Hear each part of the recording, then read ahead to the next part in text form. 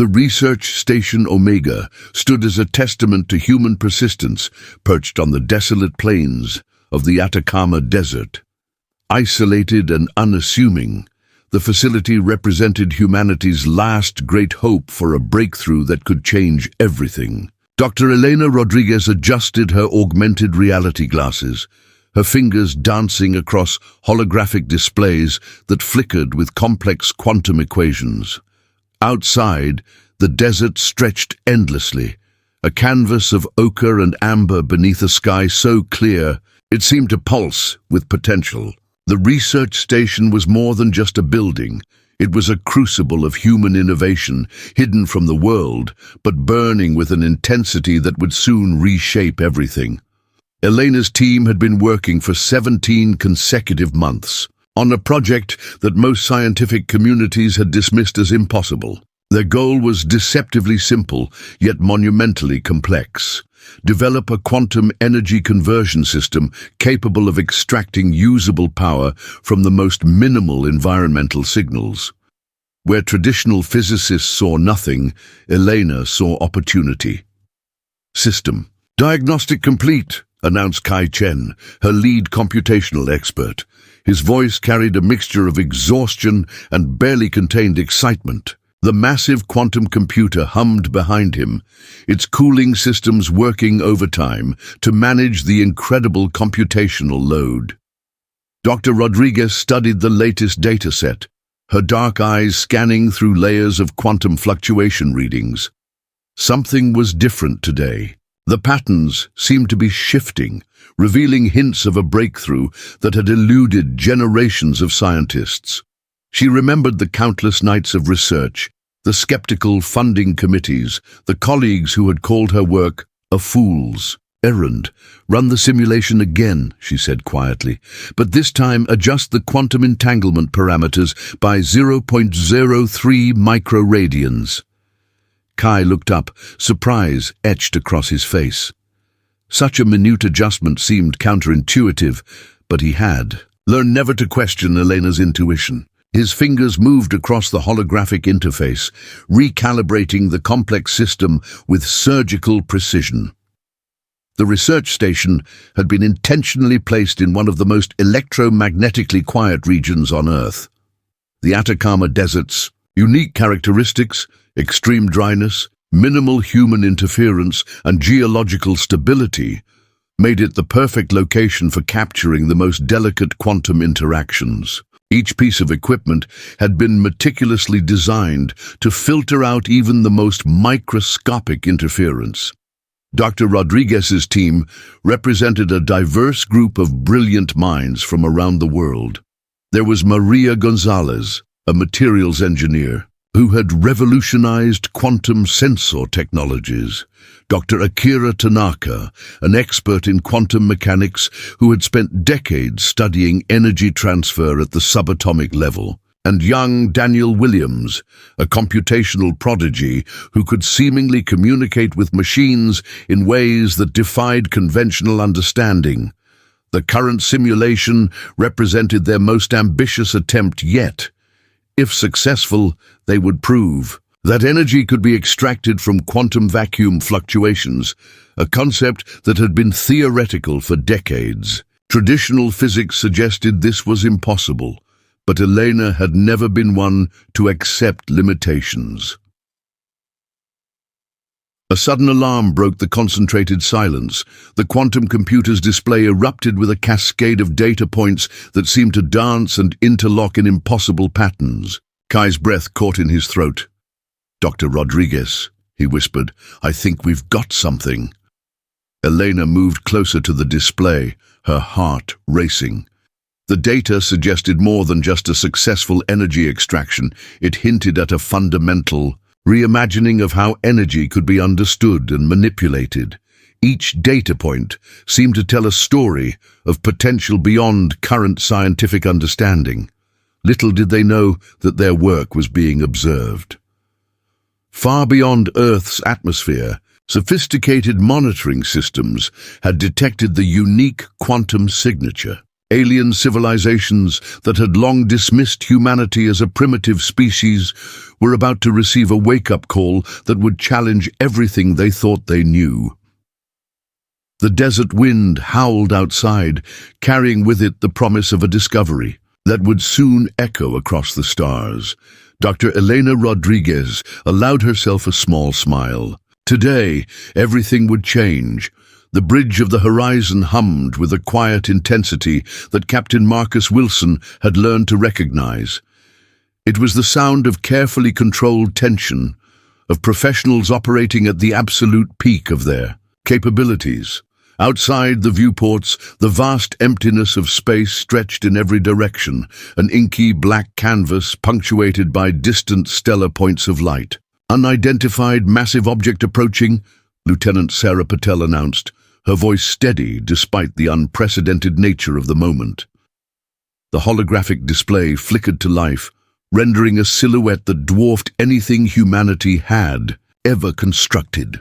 The Zarkon starship was a marvel of alien engineering, a kilometers-long construct that seemed to defy the very principles of structural integrity.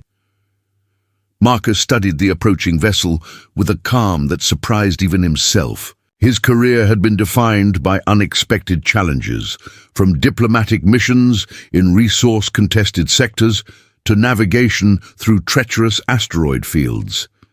This moment, however, felt different. Something in the precise approach of the alien ship suggested more than just routine exploration. "Tactical systems to stand by," he commanded, "but do not, I repeat, do not arm weapons unless directly threatened." The Horizon was technically a research vessel equipped with the most advanced sensor arrays humanity had developed. Its primary mission was scientific exploration, not military engagement. Marcus understood the importance of appearing both non-threatening and absolutely prepared. Lieutenant Kai Rodriguez, no relation to the quantum researcher back on Earth, began running preliminary communication protocols. The quantum communication systems developed by his aunt's research team represented humanity's most advanced interstellar communication technology, where traditional radio signals would take years to traverse meaningful distances. Their system could potentially establish near instantaneous contact. "Incoming transmission," Kai reported, his fingers dancing across the holographic interface. "It's unusual. The signal doesn't conform to any standard communication protocol we've encountered."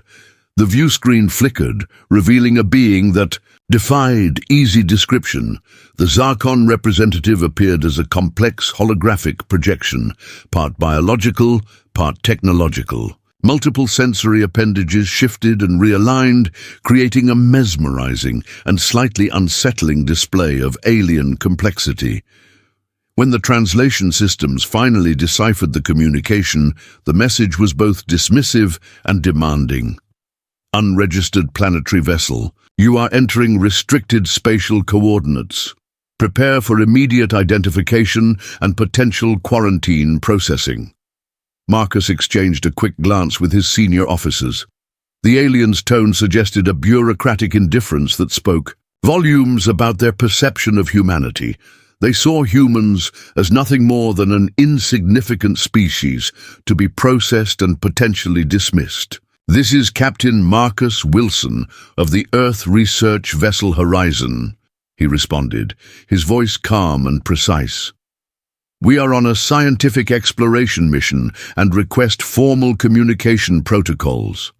The alien response came quickly, a burst of complex mathematical calculations that seemed more like an administrative notation than a genuine attempt at dialogue. It was a communication style that suggested the Zarkon viewed human existence as little more than an administrative inconvenience. But Marcus and his crew were about to demonstrate something the aliens had not anticipated. While the Zarkon saw a primitive vessel, the Horizon represented the pinnacle of human adaptive engineering. Every system had multiple redundancies. Every potential failure point had been analyzed and reimagined. Lieutenant Patel's console suddenly erupted with a series of complex readings. The quantum communication systems were doing something unprecedented. They were not just receiving the alien transmission, but actively analyzing its fundamental communication structure in real time.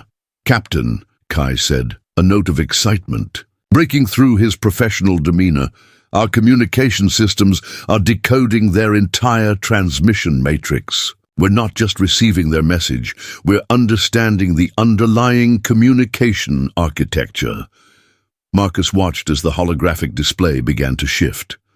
What had initially appeared as an incomprehensible alien transmission was now being transformed, revealing layers of meaning that the Zarkon likely never intended to share. The first contact was about to become something far more significant than a simple bureaucratic encounter. Humanity was preparing to show that being underestimated was sometimes the most powerful position of all. Outside the viewport, the massive Zarkon vessel continued its approach, completely unaware of the revolution brewing within the modest human research vessel. Dr. Maria Gonzalez stood before the massive holographic display, her fingers tracing the intricate energy conversion patterns that had become her life's work. The research facility buzzed with an electric anticipation that went beyond typical scientific excitement. Something extraordinary was happening, a breakthrough that would redefine humanity's understanding of energy and potential. The quantum energy conversion system developed by Dr. Rodriguez's team represented more than just a technological achievement. It was a fundamental reimagining of how energy could be extracted, transformed, and utilized. Where previous scientific models saw limitations, this new system saw opportunities hidden in the most unexpected places. "Look at these readings," Maria said to Dr. Akira Tanaka, her longtime colleague and quantum mechanics expert. The holographic display showed energy being extracted from what appeared to be empty space, quantum fluctuations that previous scientific models had considered too minimal to be useful. Akira adjusted his augmented reality glasses, his experienced eyes scanning the data with a mixture of professional skepticism and growing excitement. "The extraction rate is unprecedented," he muttered. "We're pulling usable energy from quantum vacuum fluctuations at a rate that should be impossible." The team's breakthrough went far beyond traditional energy production methods. While solar, wind, and nuclear technologies had dominated human energy production for decades, this new system operated on an entirely different principle. It could draw energy from the fundamental quantum interactions that permeated space itself. Daniel Williams, the team's computational genius, had developed an adaptive algorithm that could identify and harvest energy from the most minute quantum interactions. His software was essentially teaching the system to see energy where nothing had been visible before. Each computational cycle revealed new potential, new ways of understanding the fundamental nature of energy. "It's not just about extraction," Daniel explained to a visiting group of international scientific observers. "We're developing a system that can adapt in real time. The quantum conversion matrix can reconfigure itself to maximize energy harvest from different environmental conditions." The implications were staggering. A single research station could potentially generate enough energy to power entire cities. More importantly, the technology could be deployed in environments previously considered impossible for energy production: deep space, Arctic regions, even the most extreme planetary conditions. Dr. Rodriguez's original vision had been radical from the start. While other researchers sought incremental improvements to existing energy technologies, she had proposed something fundamentally different. Her team didn't just want to improve energy production, they wanted to redefine what energy production could mean. The international scientific community watched with a mixture of skepticism and growing amazement. Early independent verification teams confirmed what seemed impossible. The quantum energy conversion system worked. Not only did it work, but it exceeded even the most optimistic projections. "We're not just generating energy," Maria explained. "During a global scientific conference, we're learning to communicate with the fundamental fabric of reality. Each quantum interaction is a conversation, and we're finally learning to listen." The technology's adaptive nature meant it could be configured for multiple purposes. Preliminary tests showed potential applications far beyond simple energy production. The same quantum conversion principles could be applied to communication technologies, computational systems, and potentially even space exploration. Dr. Akira Tanaka understood the deeper significance. Humanity has always been defined by its ability to see potential where others see nothing, he told a group of younger researchers. This technology is more than an engineering achievement. It's a statement about human potential. As the research continued, the team began to realize they had created something more than a new energy system. They had developed a technology that challenged fundamental assumptions about the nature of energy, information, and human capability. The quantum conversion system became a symbol of human innovation. It represented a moment when humanity stopped trying to work within existing limitations and instead began to reimagine what those limitations could mean. Outside the research facility, the world continued its usual rhythms. Most people remained unaware of the breakthrough happening within these walls, but everything was about to change. Humanity was preparing to show the universe that its true potential lay not in existing technologies, but in its capacity to imagine something entirely new. The quantum energy conversion system hummed softly, a quiet revolution waiting to be unleashed. The first encounter was nothing like anyone had predicted. Tactical Commander Elena Rodriguez watched from the Advanced Command Center as the Zarkon fleet approached, their massive ships casting impossible shadows across the defensive perimeter of human-controlled space. Asteroid Belt Defense Station. Alpha came to life with a precision that defied conventional military logic, where traditional defense systems would have prepared fixed defensive positions. This was something entirely different. The station's quantum computational core began, a complex dance of strategic reconfiguration that would challenge everything the Zarkon understood about warfare. "Incoming fleet configuration detected," announced Lieutenant Marcus Chen, his fingers moving across holographic displays that seemed to breathe with living intelligence. "They're using a standard convergence formation typical of their colonial expansion protocols." Elena understood immediately. The Zarkon expected a predictable response, a linear defense that could be systematically overwhelmed by their superior firepower. Instead, they were about to encounter something fundamentally unexpected. The asteroid belt itself became a weapon. Quantum-networked computational systems began to reconfigure the entire spatial environment. Massive rock formations shifted with impossible precision, creating dynamic defensive structures that could change configuration faster than any targeting system could compensate. What appeared to be simple space debris transformed into a living, adaptive defense network. Communication intercept teams worked with unprecedented speed. While the Zarkon fleet transmitted traditional battle commands, human systems were already decoding, analyzing, and anticipating every potential strategic movement.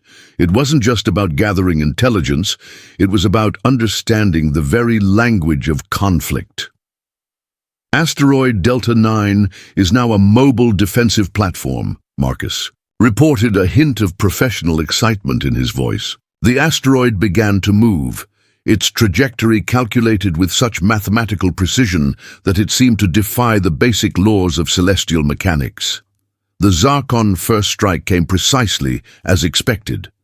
Massive energy weapons targeted what appeared to be vulnerable points in the human defensive line. But vulnerability was now a concept humanity had completely reimagined. Each targeted location was already empty, the defensive systems having predicted and relocated milliseconds before the attack. Commander Rodriguez watched as the battle unfolded in ways that would be studied for generations. Human vessels moved, with an organic unpredictability that seemed to challenge the very concept of tactical engagement. They were not just defending, they were engaging in a form of spatial choreography that transformed the entire battlefield into a living, breathing system. Quantum communication network is maintaining full integrity, reported Dr. Kai Williams from the Communication Coordination Center. We're not just defending, we're learning their entire strategic approach in real time. The Zarkon commanders began to realize something was fundamentally wrong with their invasion strategy. Their targeting systems couldn't lock onto human vessels. What appeared to be a single ship would suddenly become multiple projected images, each with its own computational signature. The human vessels were not just moving, they were thinking. Adaptive camouflage technologies developed from quantum entanglement. Research allowed human ships to blend with the surrounding space in ways that went beyond traditional stealth technologies. A vessel could simultaneously exist in multiple probabilistic states, making traditional targeting completely impossible. They're attempting a concentrated energy convergence in Sector 7, Marcus noted. Before the words had fully left his mouth, the entire sector had already been reconfigured. Asteroids shifted, creating a natural shield that absorbed and redirected the incoming energy. What the Zarkon had anticipated as a simple colonial expansion became a lesson in human adaptability. Every traditional military assumption was being unchallenged.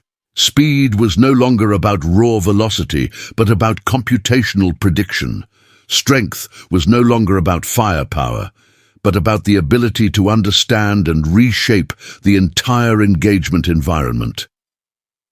As the battle continued, it became clear that this was more than a military engagement. It was a fundamental demonstration of human potential, the ability to see opportunity where others saw only conflict. The asteroid belt burned with the light of impossible maneuvers, a testament to a species that had learned to turn limitations into its greatest strength. The Zarkon fleet continued its assault, increasingly desperate, increasingly aware that they were fighting something they could not understand. Humanity had just redefined the concept of defense. The quantum laboratory glowed with an ethereal light that seemed to pulse with its own living intelligence. Dr. Elena Rodriguez stood at the center of humanity's most extraordinary breakthrough, her hands hovering over a holographic display that represented something far beyond traditional scientific understanding. "We've done it," she whispered, her voice barely audible above the subtle hum of advanced equipment. The quantum entanglement project had moved from theoretical possibility to a reality that would reshape everything humanity thought it knew about communication, energy, and the fundamental nature of reality. Dr. Akira Tanaka approached, his decades of quantum research culminating in this moment. The breakthrough went beyond simple communication. They had discovered a method of quantum entanglement that allowed instantaneous information transfer across seemingly impossible distances. Where previous scientific models saw limitations, this new system saw only potential. The core of the discovery was elegantly simple in its complexity. By creating a quantum network that could maintain coherence across unprecedented distances, the team had essentially developed a communication system that defied conventional understanding of space and time. Information could now be transferred instantaneously, with no measurable delay. "Look at these initial readings," Dr. Maria Gonzalez called out, her excitement barely contained. The holographic display showed quantum particles maintaining perfect synchronization across distances that should have made such communication impossible. Each data point was a challenge to everything scientists had previously understood about quantum mechanics. Daniel Williams, the computational genius behind the project, had developed an adaptive algorithm that could maintain quantum coherence under conditions that previous researchers had considered completely unstable. His software was doing more than just transferring information. It was learning, adapting, creating a living network of quantum interactions. The implications were staggering. Traditional communication systems relied on electromagnetic waves that traveled at the speed of light. This new quantum network operated on an entirely different principle. Information didn't travel, it simply existed simultaneously in multiple locations. International scientific observatories began to take notice. What had started as a small research project was quickly becoming something that could revolutionize every aspect of human communication, scientific research, and potentially space exploration. "We're not just breaking barriers," Eleanor explained, during an emergency conference with global scientific leaders. "We're revealing that the barriers were never real to begin with. Space, time, distance.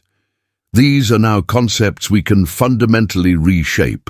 The quantum entanglement network demonstrated capabilities that went far beyond communication. Preliminary tests showed potential applications in computational systems, energy transfer, and even medical diagnostics. A single quantum connection could potentially monitor complex biological systems with unprecedented precision.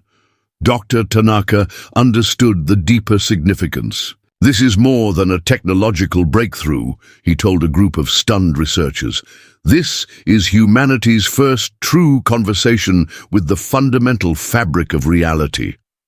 As the team continued their research, they began to realize they had created something more profound than a communication system. They had developed a technology that challenged fundamental assumptions about the nature of information, space, and human potential.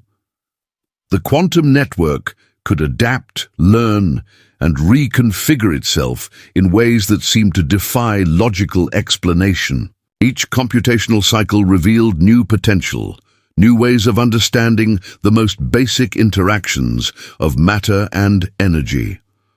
Global communication networks began to integrate the new technology, though few truly understood its full potential. What appeared to be a simple communication upgrade was actually a complete reimagining of how information could exist and transfer.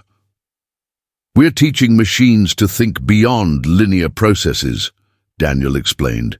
"This isn't just about faster communication. It's about creating a system that can understand context, adapt in real time, and essentially think in ways we're only beginning to comprehend." The scientific community watched with a mixture of excitement and profound uncertainty. Humanity had just demonstrated an ability to look beyond existing technological limitations and create something entirely new. Outside the laboratory, the world continued its usual rhythms. Most people remained unaware of the breakthrough happening within these walls. But everything was about to change. Humanity was preparing to show the universe that its true potential lay not in existing technologies, but in its capacity to imagine something entirely unprecedented.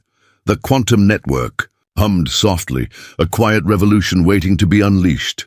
The Proxima diplomatic complex stood as a testament to human architectural innovation, a structure that seemed to breathe with adaptive intelligence.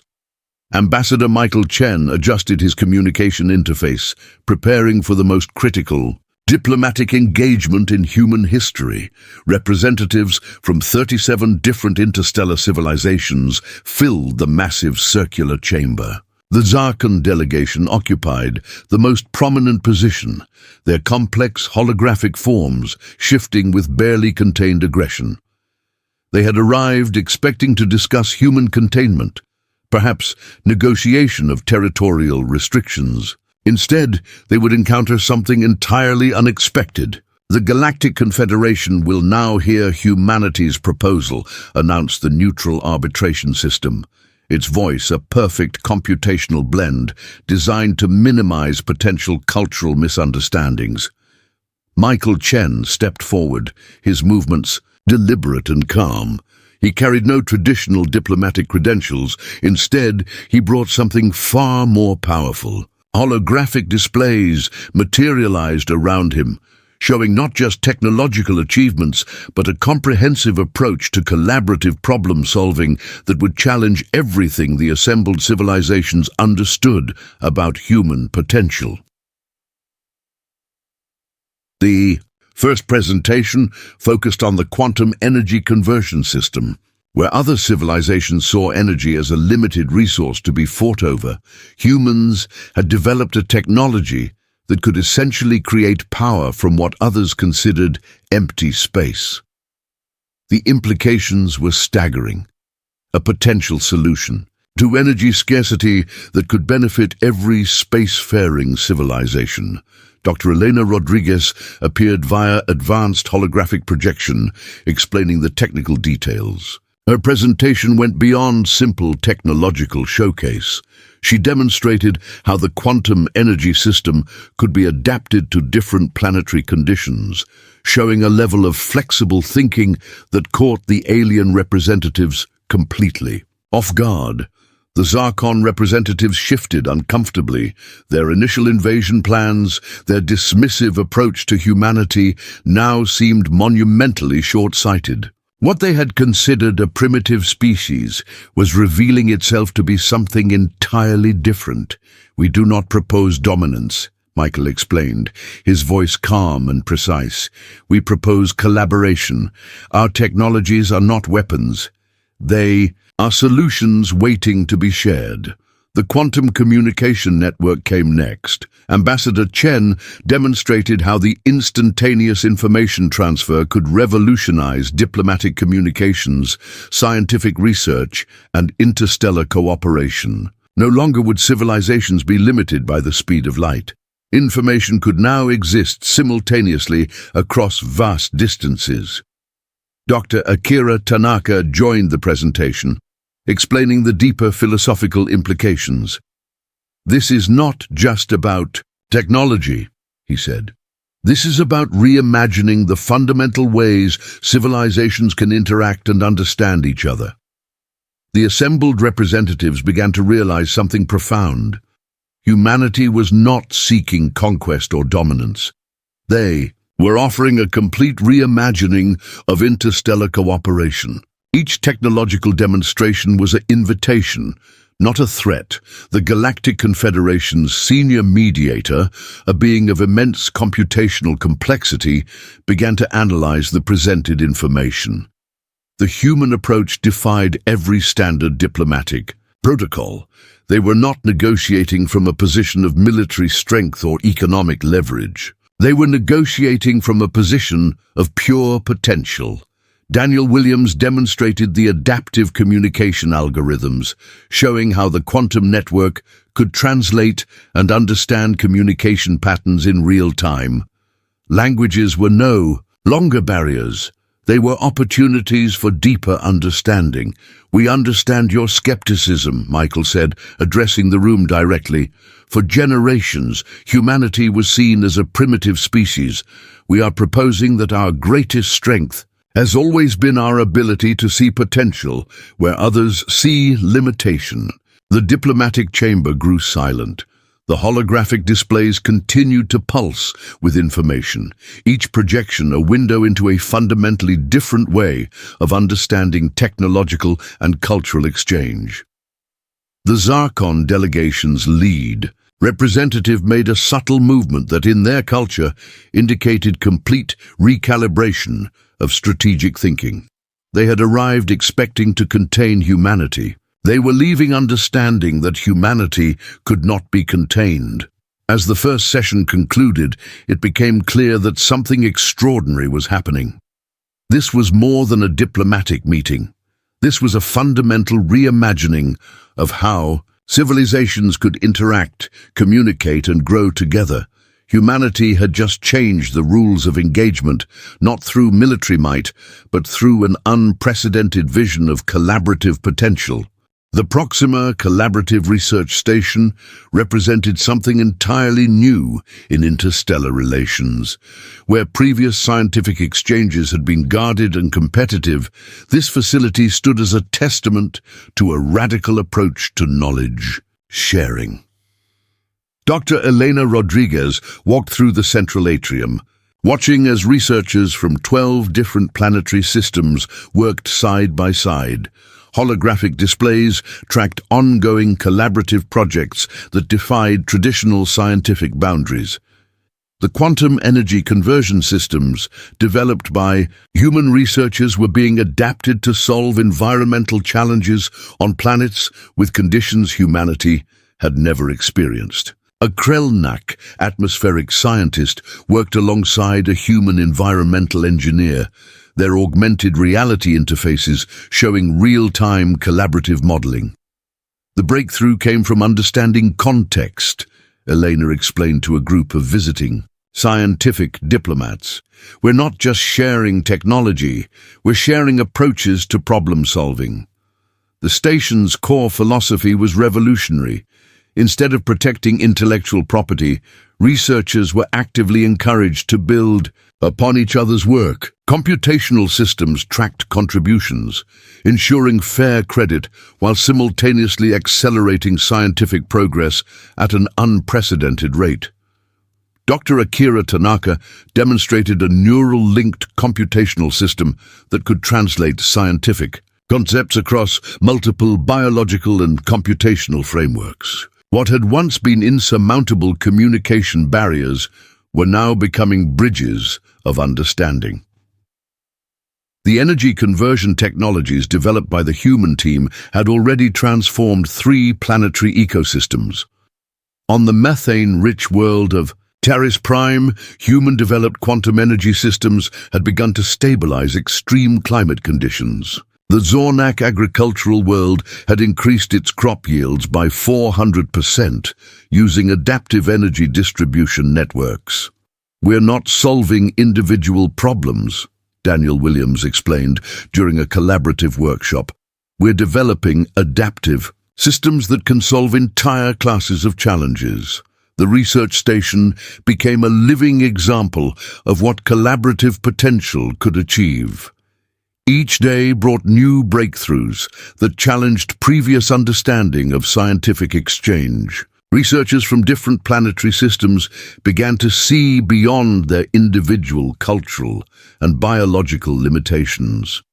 A breakthrough in medical research illustrated the power of this approach.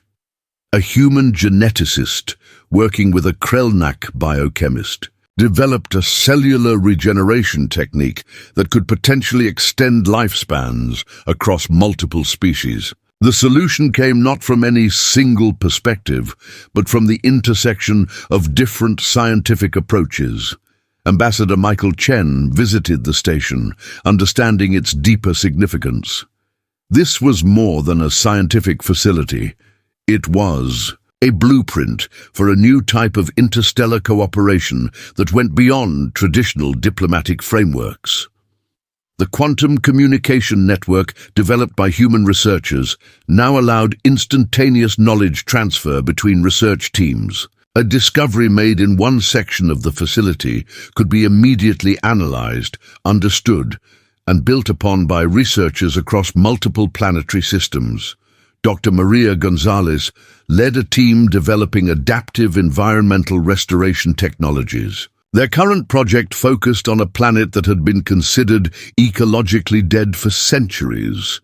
Traditional approaches had failed, but the new collaborative method was showing unprecedented potential. We're not just solving problems, Maria told a group of visiting researchers.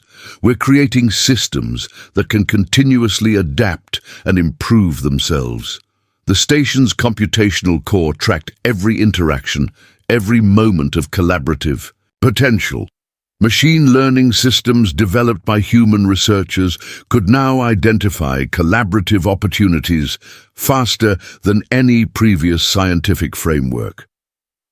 Zarkon research leaders who had initially been skeptical now became some of the most enthusiastic participants. The human approach to scientific exchange challenged everything they had previously understood about knowledge development. "This is not about winning," Elena would often say. "This is about understanding. Every problem is an opportunity to learn, to grow, to connect."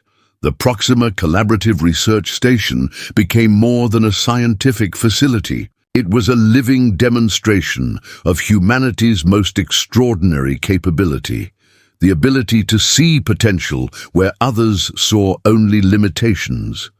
As stellar light filtered through the station's adaptive environmental systems, researchers from across the galaxy continued their work. They were writing a new chapter of scientific understanding, one of collaboration, hope, and unprecedented potential. Humanity had transformed from a species considered powerless to the architects of a new way of thinking about scientific and cultural exchange. The Galactic Convergence Hall stood as a monument to collective potential, its architecture a blend of technologies from multiple planetary civilizations. Dr. Elena Rodriguez walked slowly across the central platform, her footsteps echoing with the weight of humanity's extraordinary journey. Representatives from 39 different spacefaring civilizations watched in collective silence. The holographic displays surrounding the hall showed a comprehensive timeline of humanity's transformation, from a species once considered insignificant to the architects of a new galactic paradigm. "We stand here not as conquerors," Elena began, her voice calm and resolute, "but as collaborators. Our greatest strength has never been our technology. Our greatest strength has always been our ability to see potential where others see limitation." The journey had been extraordinary. What began as a small research project in the Atacama Desert had transformed into a fundamental reimagining of scientific and cultural exchange. The quantum energy conversion systems, the adaptive communication networks, the collaborative research approaches, these were more than technologies. They were a philosophy of existence. Ambassador Michael Chen stood nearby, representing the diplomatic achievements that had accompanied the scientific breakthroughs. The Zarkon civilization, once prepared to subjugate humanity, now sat as one of the most enthusiastic, collaborative partners. Dr. Akira Tanaka presented the final comprehensive report. The quantum communication network had now connected civilizations in ways previously thought impossible. Information could be shared instantaneously. Cultural understanding could be developed at unprecedented speeds, and collaborative problem-solving had become the new standard of interstellar interaction.